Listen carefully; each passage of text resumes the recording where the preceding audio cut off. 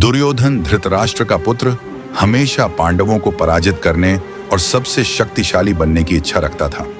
उसकी माता गांधारी एक तपस्विनी और महान आध्यात्मिक शक्ति वाली महिला थी।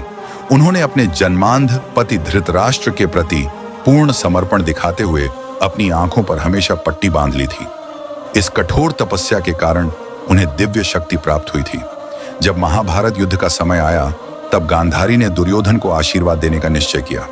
उन्होंने अपने पुत्र से कहा कि वह पूरी तरह नग्न होकर उनके सामने आए, ताकि उनकी दिव्य दृष्टि से उसका पूरा शरीर वज्र के समान अटूट और अपराजेय बन जाए।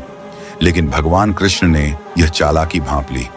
उन्होंने दुर्योधन को समझाया कि नग्न होकर अपनी मां के सामने जाना उचित नहीं है।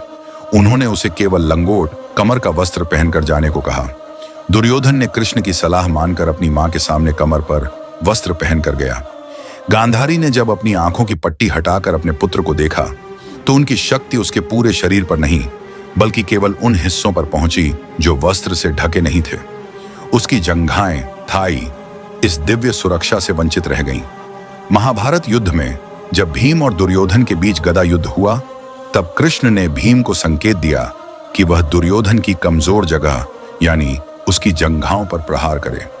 भीम ने आदेश का पालन किया और अपनी गदा से दुर्योधन की जंघाओं पर वार किया। इस प्रकार दुर्योधन घायल हो गया और अंततः पराजित हो गया।